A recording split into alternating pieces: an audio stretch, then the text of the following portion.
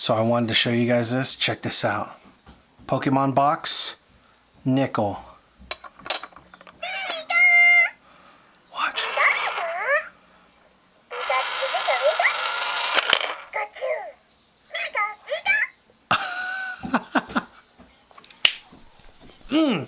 Love it.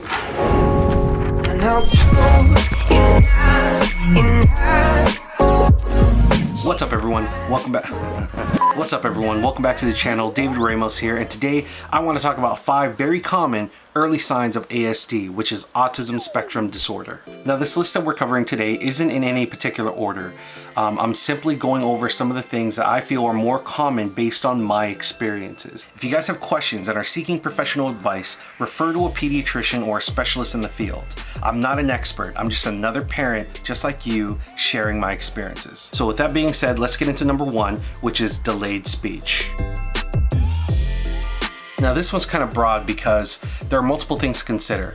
Is it just speech delay, or is it an early sign of autism? Now many kids who aren't on the spectrum experience speech delays for several reasons. I just want to let you know we're not going to be covering that in this video. I can't say if there really is a way to tell if it's one or the other. Speech delay is speech delay. But there may be a way to rule out one by observing the multiple behaviors your child is displaying. By closely observing the next 4 signs that I have laid out in this video, it may help you determine which one your child may be experiencing.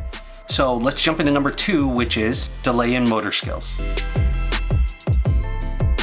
Now this is usually broken up into 2 separate parts: fine motor skills and gross motor skills. Fine motor skills are smaller movements, like picking up an object, holding a spoon, coloring, writing. They use the smaller muscles in the body like the fingers, the toes, the wrists, the lips, the tongue. Gross motor skills, on the other hand, use the larger muscles that are in the torso, the arms, and the legs.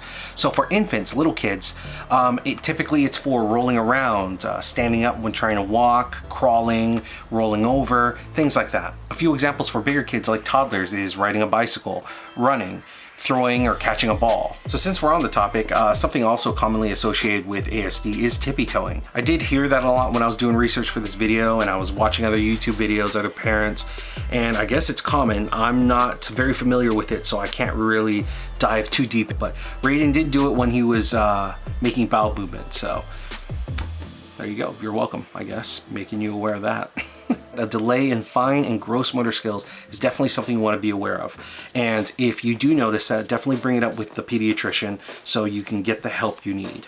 Let's move on to the next one: lack of eye contact. So in my opinion, one of the defining characteristics of ASD is difficulty in making or maintaining eye contact. It can also lead to misunderstanding or miscommunications among cultures where eye contact is considered a sign of respect. Got that part from Google. Made sense to me. Now from what I'm told, it's been described to me as feeling uncomfortable and unnatural. I don't believe there is an exact answer to explain the lack of eye contact, but there are some neurologists that suggest the problem might be oversensitivity of parts of the brain responsible for emotional perception, which is the ability to recognize emotions in other people. I also read in another article that therapy involving forced eye contact can inadvertently cause anxiety, so don't force it. If you notice your child is not making eye contact with you when you're talking to them, and they're constantly trying to avoid your gaze, obviously make your pediatrician aware of this. Now referrals do take a while sometimes. They could take up to weeks. So in the meantime, try to work with your child and encourage eye contact every day without burning them out. On to number 4, lack of social engagement and interaction.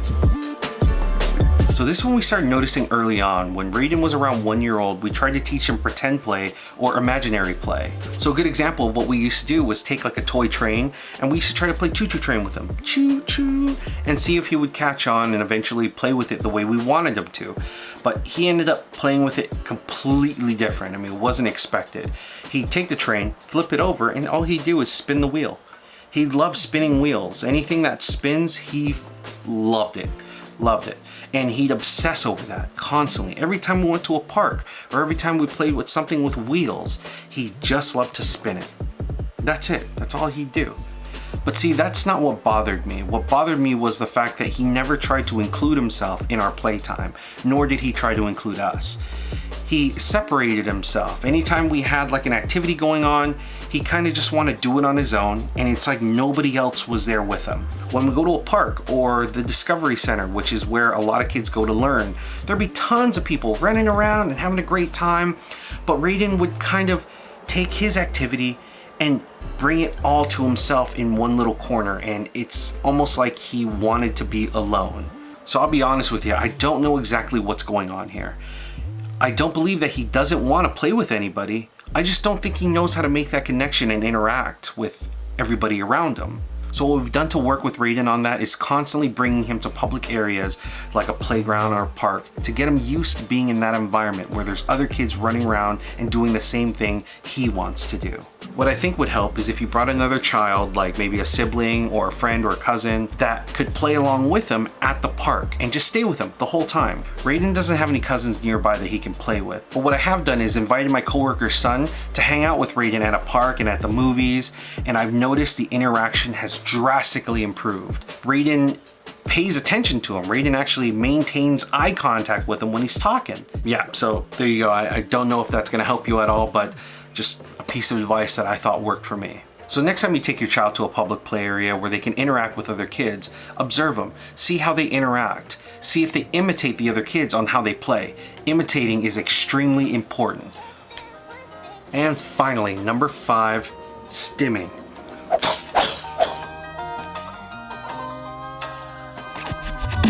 Now we'll get into this in another video dedicated to the topic of stimming, but it's an abbreviated term describing the repetitive behavior used for self-regulation or calming themselves down. A few examples of these is flapping of the hands, or even using their wrists to turn their hands in this circular flapping kind of motion.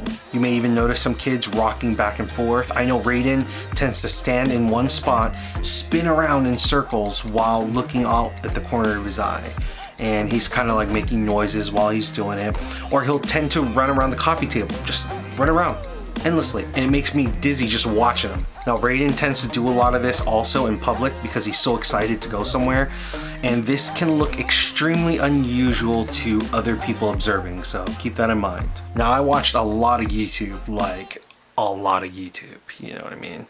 Researching for this video. I came across a channel called Autism Live, where the host Shannon Penrod, which she does a video on stimming, and I highly recommend you guys check it out. I'll leave the link in the description below. But she mentions that it's actually called automatic reinforced behavior because it actually has a function that serves a purpose, but that function we can't see. Now the reinforcement part actually happens internally, so it's kind of their way of either calming themselves down or self-regulating themselves internally, or maybe even showing excitement. Again, if you guys want to check out her channel, I'll leave the link in the description. Now she gave a great example in that video, and I'm going to change it up to relate to me, but I tend to use a fidget toy like this one when I'm thinking, like when I'm off camera and I'm thinking about a script or about making a video. A lot is going on in here and I'm so jumbled up, and this right here kind of helps me focus those thoughts into a script or an idea. But a lot of this is happening, so if you're in the same room with me, you're probably going to be super annoyed because this is what happens.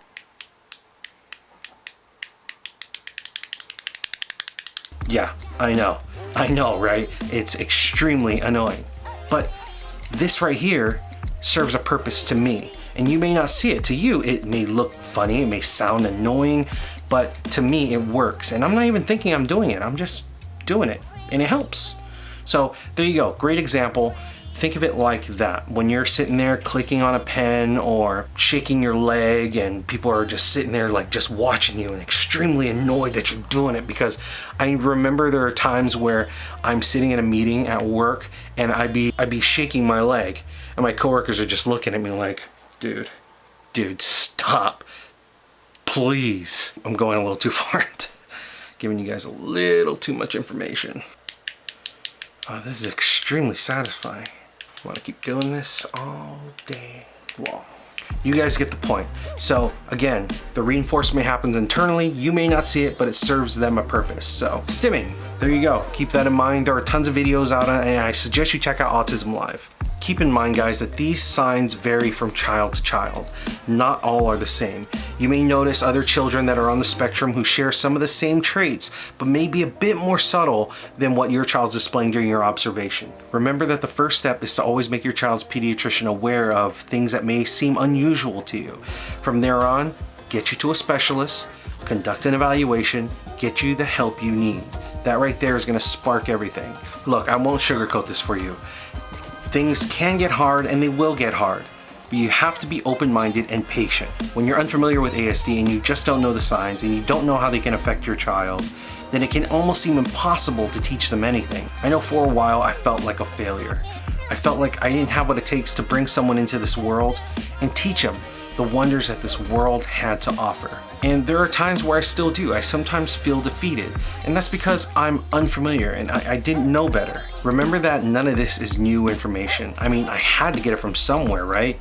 So the more we expose this information and raise awareness, the easier it'll be for you and the public. Social acceptance. It'll be easier for people outside of the community to understand when Raiden displays these kind of behaviors in public. Do yourself a favor and do the research like I did. It helps to know that you're not alone. I mean, there are tons and tons of resources online, tons of YouTubers that are even on the spectrum making great content. After all, knowledge is power. I know, that was a little corny. I know. Just roll with it, please. Let's just go with that. That's all I got for you guys today. Thank you very much for watching. I appreciate your continued support. If you have any questions, leave them in the comments down below. I will do my best to get back to you. If you enjoyed this video, hit the like button and subscribe to the channel if you haven't done so already. There's also a notifications bell that will let you know when I upload another video. So, I will see you guys on the next one. And don't forget, as always, live with that aloha state of mind. Alright!